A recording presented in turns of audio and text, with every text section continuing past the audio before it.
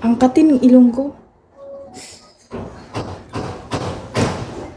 Wait lang.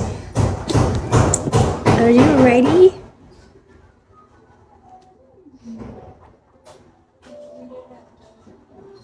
Ikarin gini.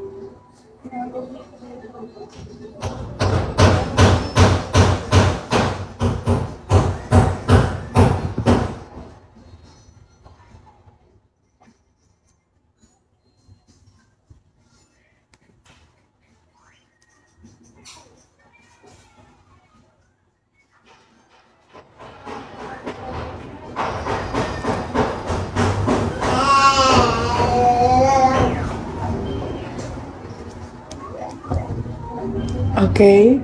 So, yun na ulit. Mabait na ulit ako. Pwede na ulit ako kausapin.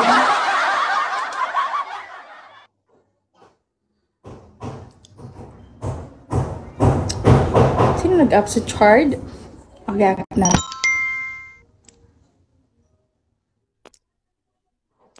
Hello?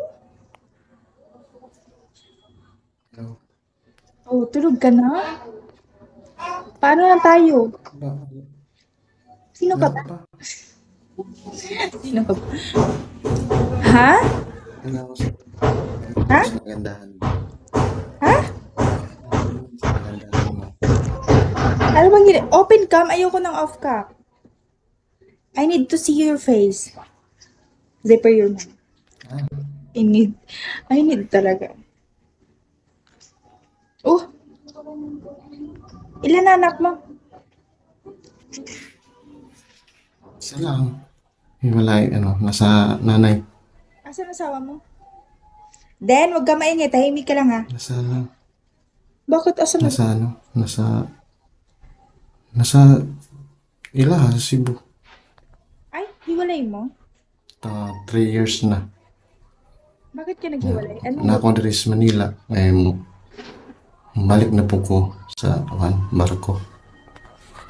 Na dapat Monday among flight but postpone. Siguro postpone ginaaka. Kayo talaga, Chard. Iniisip ko ba yun? Inisip ko ba, Chard?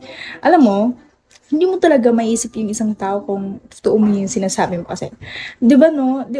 Kahit ako or ikaw, di ba?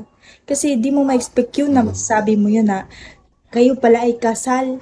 Tapos sabihin mo, yes, I am single, but... Oo, yes. Di ba? Yes, kasal. Yan ang mahirap. Maghiwalay kayo, ba't kasal? Kailangan pa ng annulment. Kayo, kasal kayo? Ay, never pa akong kinasal. Pero may pinipirmahan naman kami na walang, kung sino mang magkaroon ng relasyon, walang manggugulo. Ay, wala pa akong pinipirman kasi nga, di ba nga kasal? Walang papel sa pagsasama. Sa akin. Ah, sa inyo meron? Mm-mm. Ah, so kasal kayo. Pirma kami, both side. Kasal nga kayo. Pero yung suportado pa rin yung anak ko, 14 years old na anak ko. Lucky. Kasal kayo. Imo? Nasa iyahan, anak. Pero kasal Support lang ka. ko niya. Pero Padala. kasal ka. Kasal. Yan, mo lagi na lisod. Kailangan mo na mag-divorce. Pero, oo.